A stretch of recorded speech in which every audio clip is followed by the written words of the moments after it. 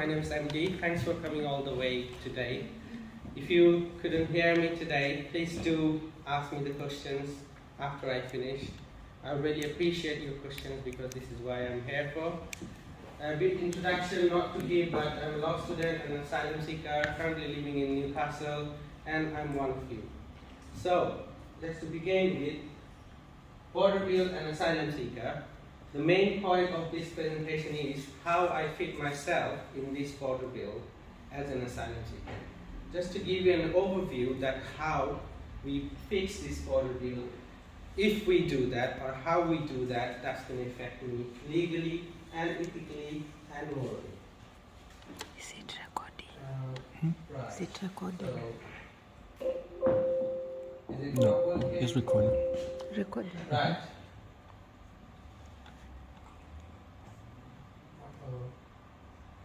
Right.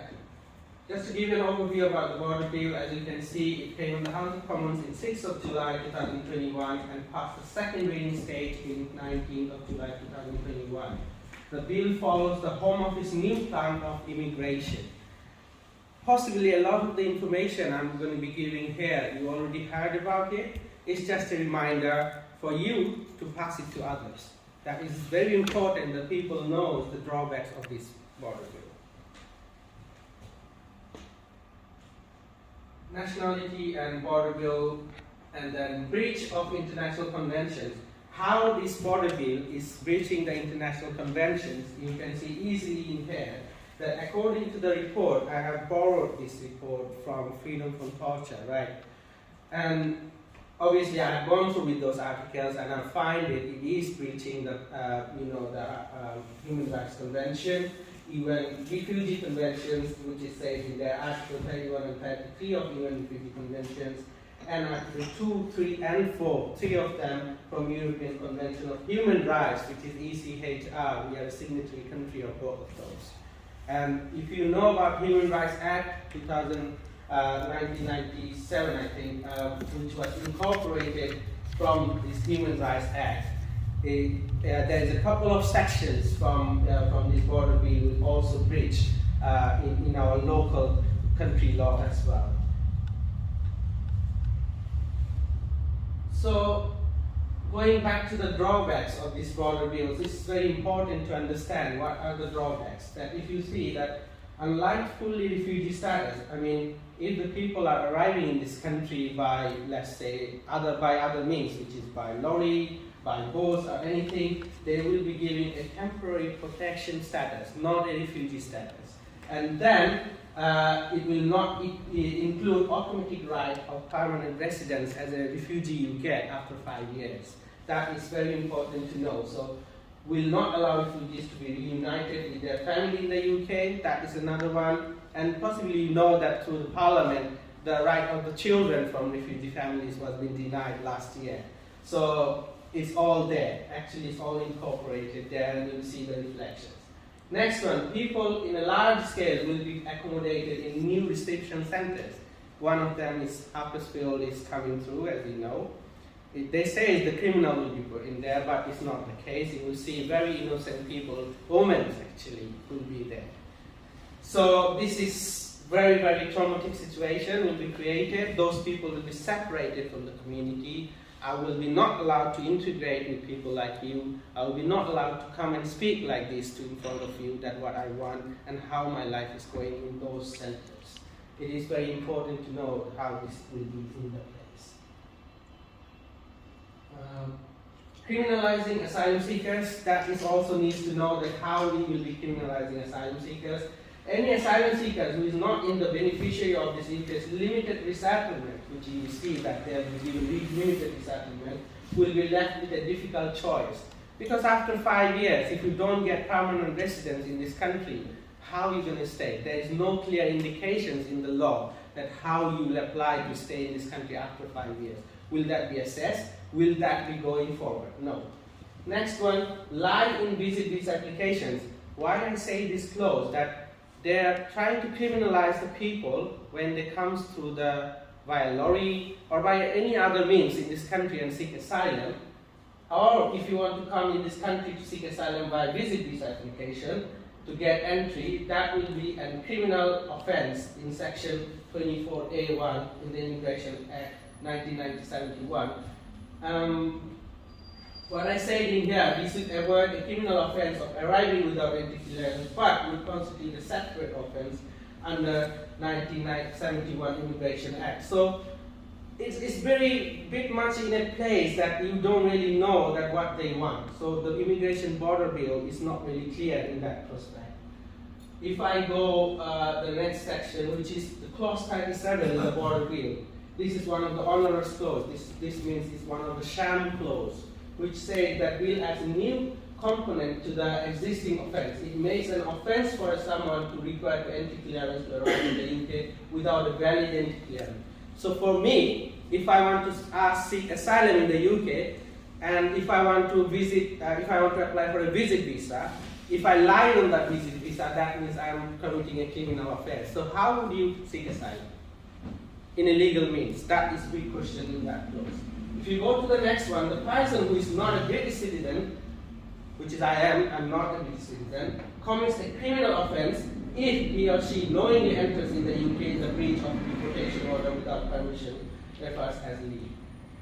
So that means that is criminalizing me because I have lied, let's say, to come in this country in my visit visa and seek asylum. What that does, you will see in the next one as well. Clause 47 amends the power to remove people from the UK when they do not have a visa. So let's say I just came to Lorry, they will have the power to remove me from the UK without a visa. They will have automatic rights. The immigration officer will have automatic rights to do that. This has been highly exercised in Theresa May government time, where there was a provisions called remove first, appeal later. Deport first, appeal later. Probably you know about that thing. So only 72 hours period, window period. If I arrive in the UK and they think I'm not an asylum seeker, they can deport me in 72 hours. So nobody will know the legal complications. The lawyers need time to defend you as well. So this thing will happen when the order bill comes out. Last one, travel to the UK without entry clearance and commit the proposed criminal offense arriving without entry clearance. So, as I told you, 1971 Immigration Act also made it as a criminal offense. So that is very hard to understand. So why I think it will not work? Sorry, I just keep going back. That's the next one.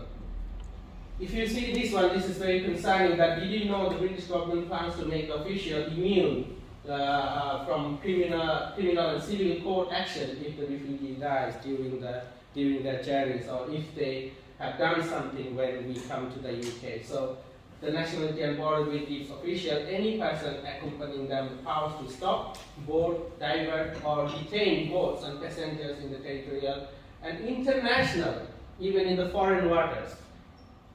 I mean, if somebody put this kind of clause in the border bill, I would say they never have read in the law that international people doesn't care about us. The foreign water doesn't really care about us, and if you try to exercise your rights in the foreign water, then you will be defended. And that this is what will happen.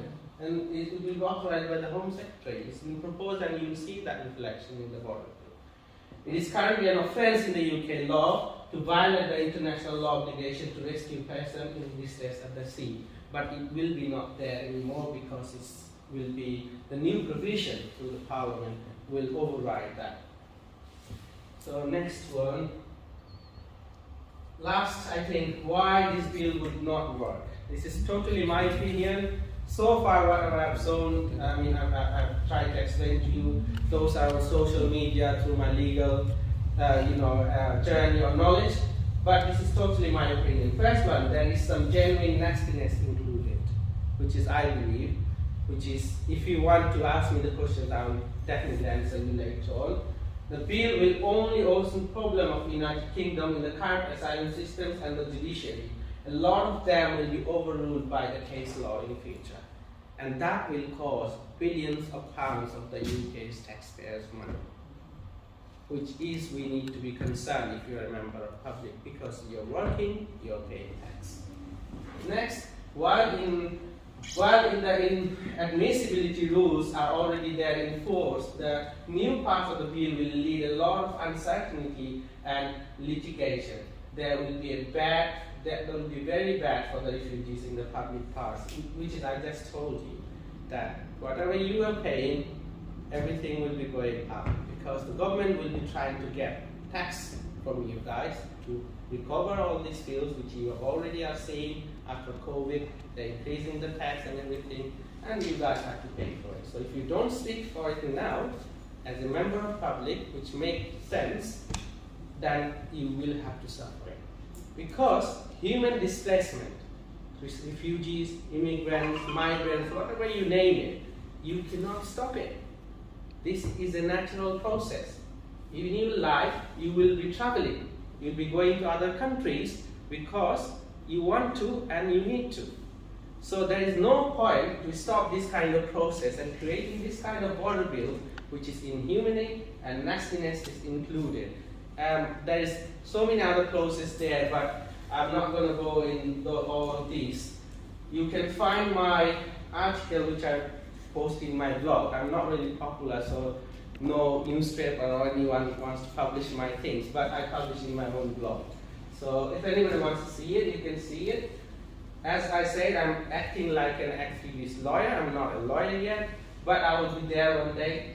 Any questions, please do ask me. I'll be happy to answer you, because this session, Ms. Jen Lloyd, Asylum has actually luckily brought us here today. We are really grateful to her.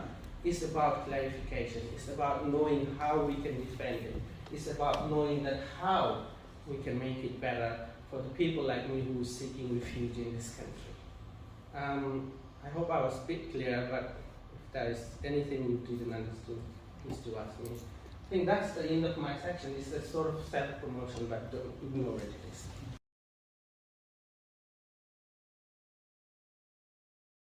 Oh.